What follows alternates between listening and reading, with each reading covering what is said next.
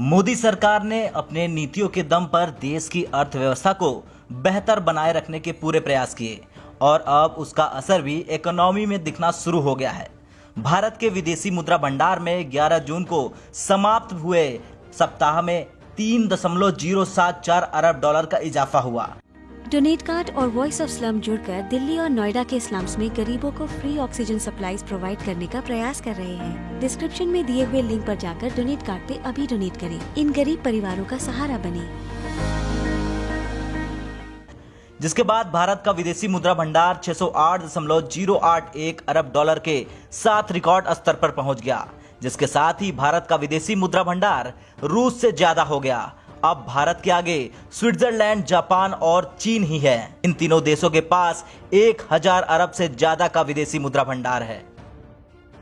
आपको बता दें कि 28 मई को समाप्त सप्ताह में विदेशी मुद्रा भंडार 5.271 अरब डॉलर का इजाफा लेकर 598.165 अरब डॉलर हो गया था। भारत का विदेशी मुद्रा भंडार 600 अरब डॉलर के पार होने के साथ ही दुनिया के टॉप देशों में शामिल हो गया था, जिनका विदेशी मुद्रा भंडार 600 अरब डॉलर या उससे ज्यादा है।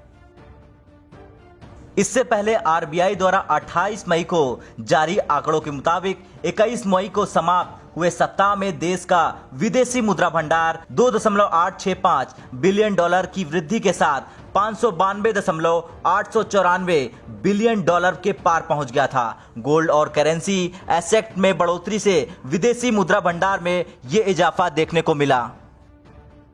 आरबीआई गवर्नर ने ऐलान करते हुए कहा था कि वर्तमान आकलन के आधार पर हमारा मानना है कि हमारा विदेशी मुद्रा भंडार 600 बिलियन डॉलर के पार पहुंच सकता है, और ऐसा हो भी गया। एक साल के अंदर ही 100 बिलियन डॉलर की बढ़ोतरी देखी गई, यानी कि एक साल के अंदर अंदर हमारा रिजर्व 16% बढ़ा है। भारत के लिए यह गर्व की बात भी है, क्योंकि हमारे इतिहास में कभी भी इतना आंकड़ा देखने को नहीं मिला जितना आज देखने को मिल रहा है, 608 बिलियन डॉलर का। और यह आंकड़ा इतिहास का सर्वश्रेष्ठ आंकड़ा है।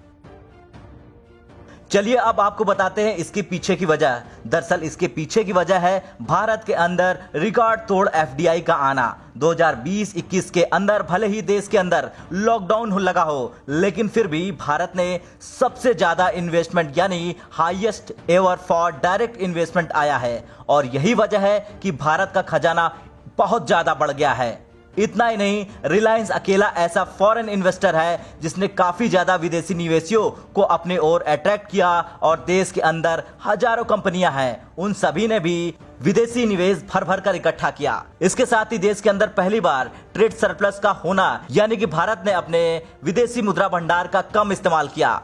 खैर, अब जो आंकड़े सामने आ रहे हैं उससे साफ है कि भारत ने इकोनॉमी के मामले में बहुत अच्छा प्रदर्शन किया है। ब्यूरो रिपोर्ट, भारत तक।